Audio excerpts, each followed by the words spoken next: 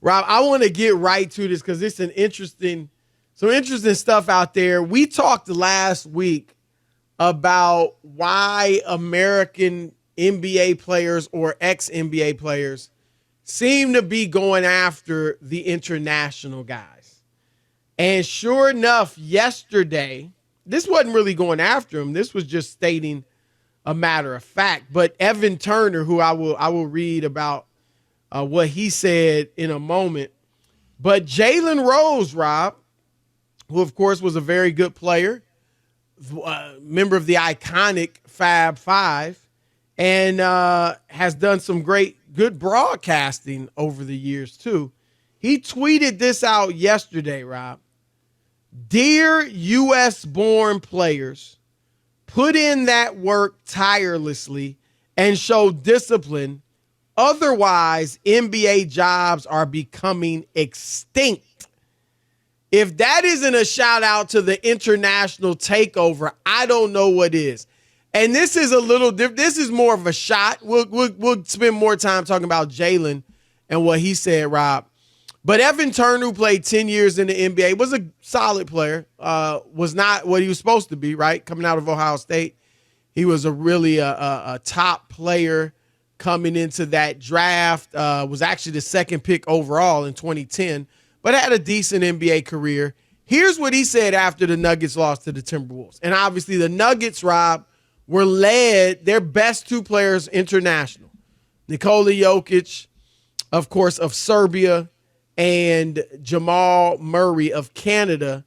And the top player for Minnesota, top two players, were American in Anthony Edwards and Karl Anthony Towns. But it's not like they don't have any international players. Let's not. Rudy Gobert is their third, probably their third best player. Right, I was going to say, France. Okay, let's not make it. But you know what? That's why they're looking at them more as the Americans.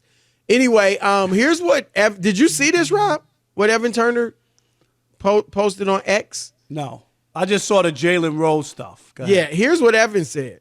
I sound like a hater, but I don't want to see Jokic play another game. It's like watching baseball.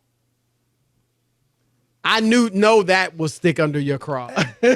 Yeah, watching Evan Turner in his career was like watching baseball. How's that?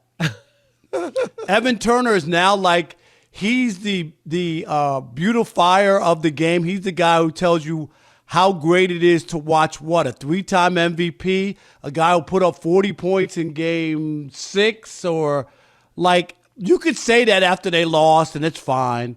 And you could say you don't enjoy it. He's not as exciting as Ant-Man. I don't think you need to be a former basketball player, Chris, to say that. But there's still something about his game and what he's able to do, his passing ability, where he can score the basketball from everywhere. I mean, it's different tastes for different people. That right. Doesn't bother me as much. But the Jalen Rose thing is something I'm definitely interested in. Yeah, let me comment on Evan, and then I want to hear you on Jalen. Look, like you said, different taste for different people, right? Different strokes for different folks. If you like high flying, and I do, Michael Jordan, I think, had the best looking game in the history of basketball. Kyrie Irving with all the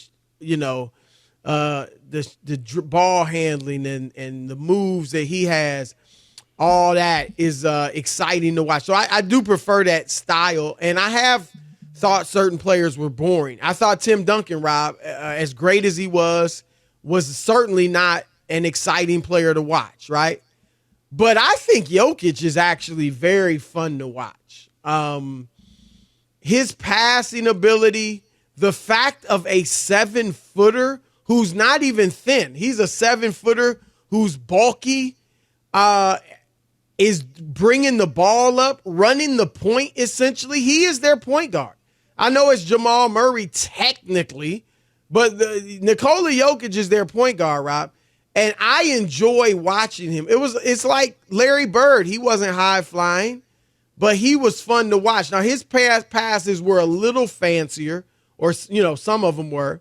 Jokic can throw the fancy passes, but I like watching Jokic, and I'm a little surprised that an NBA player or ex-NBA player who knows the game would say that it was not fun to watch him. I agree, Chris. Yeah, you know what I mean? I'm like, I get Duncan, and I'm not even trying to rip Duncan, but Jokic, I'm surprised somebody that really knows the game thinks Jokic isn't fun to watch. Right. Not the way you just said it. He's a point guard, a point center.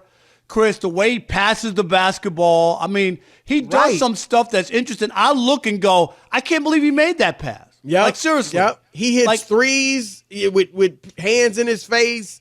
You know, he scores at all levels. Can even lead the break. I mean, for goodness sake. So maybe Evan Turner would have hated watching Kareem Abdul-Jabbar because he did the same thing over and over. Right, the sky hook. And I would be like, why should he do anything different? Like that. You couldn't stop the shot, Chris. It was a really good Why shot. should Shaq shoot a 16-foot? Thank you. Stop the dunk. Right. Stop dunking, Shaq. That's boring. We get it. You're 9 foot tall and you weigh 800 pounds and nobody can stop you. Why don't you go to the perimeter? Oh, man. All right, Rob. So here, I know you want to comment on Jalen, so have at it. The Jalen thing sounds I don't think good. he was ripping him. Were you think he was ripping? No. Yeah, I don't think he was ripping But it sounds good, but it ain't going to have any effect. Because it ain't stopping people from getting paid. It ain't going to stop the AAU, Chris, machine. People aren't going to adjust. They look at their individual play and where they want to get to, and they don't look and go, I want to be a better passer. I want to have better skills and not score as many points because I made the right basketball play. They're not doing that because people are still getting paid. People want to put up their numbers, Chris, to have their highlights and get their – they're not going to run and go do fundamentals because that's not going to get them where they want to go. And even though we talk about it in a number of European or foreign players are now going to be at the top of the draft, right? Isn't 2 of the top 3 going to be foreign or 3 of the top 4? Something like that. Yeah, something like that. And they don't look at it like that doesn't affect me. I don't care. I'm still going to be in the draft or I'm going to be a lottery pick. So they don't look at it like that and go, oh, yeah, I need to work on my passing and I'll score 5 less points, right, Chris, and be under 20, but I'll have 2 more assists and I'll know what's the right basketball play to make. Good luck with that because I don't see that happening. Look, I agree with you for the most part. Jalen Rose, that's great advice. It's great advice. It's needed, Rob. Let's stop. I mean, how many players ex-players have we had on the show who've been in denial? Look, we still the best in the world. We still the best. What they got yourself. A few guys, right? They're in denial. All right, so I like Jalen sounding the alarm. I'm with you for the most part, and I'm going to add this. I think the way we develop players and our culture, I don't mean black culture, African-American culture. I just mean American social media and the country as a whole. Rob, if you are 15 years old and a great player, you're a celebrity, right? You're on social media. You probably got over 1 million followers. Your highlights are being played all over the place. People are gassing you up. You're the man. You're probably people wanting, they don't really ask for autographs as much now, but they want pictures everywhere you go. You're probably getting paid. You certainly can get paid off your social media. You might be getting an NIL deal. That is just not conducive. 15 years old, you haven't made it to the NBA.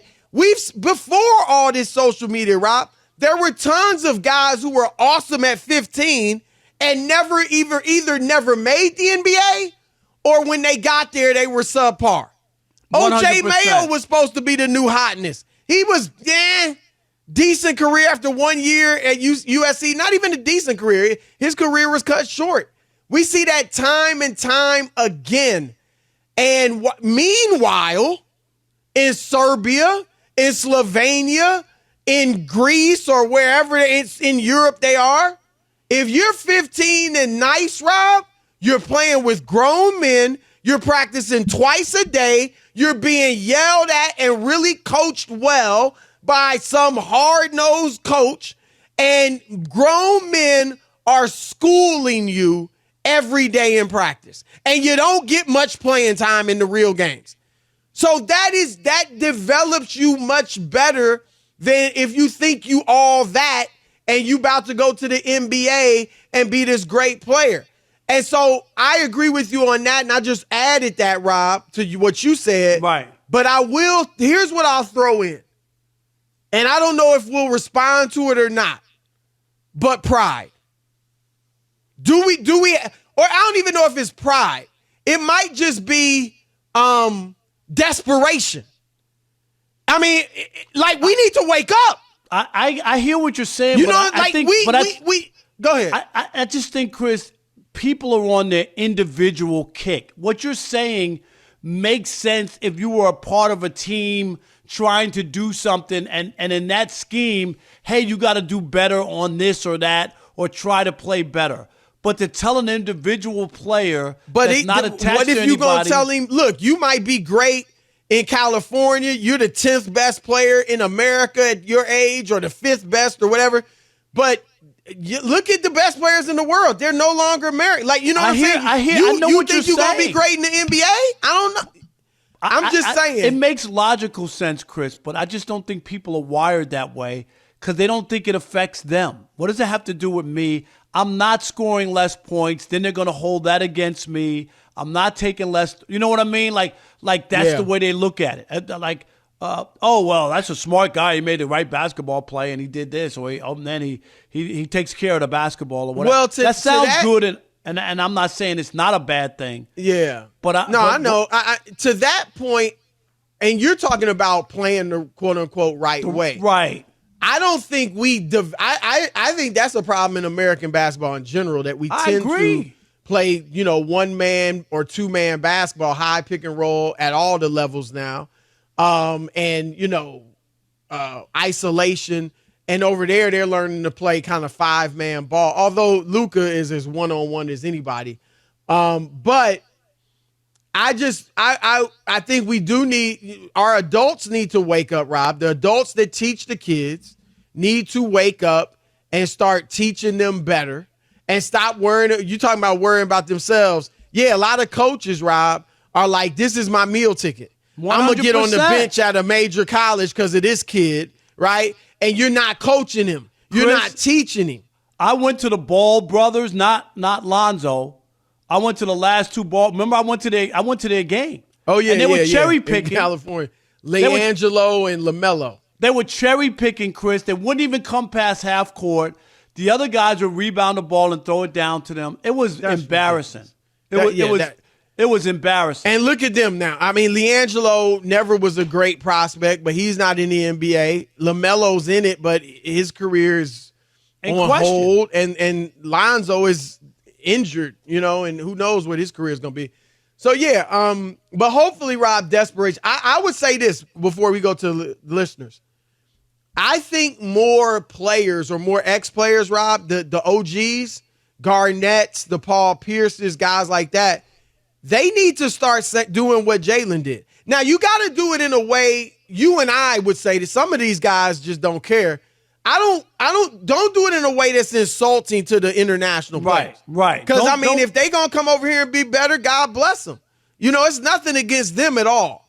But it's just saying, look, we need to step up. This is a game that was created in America. We've dominated it for, 100 years. And now we're losing a grip on it. So let's start playing better and teaching better. I just want more of these guys, the OGs, to come out and start saying that.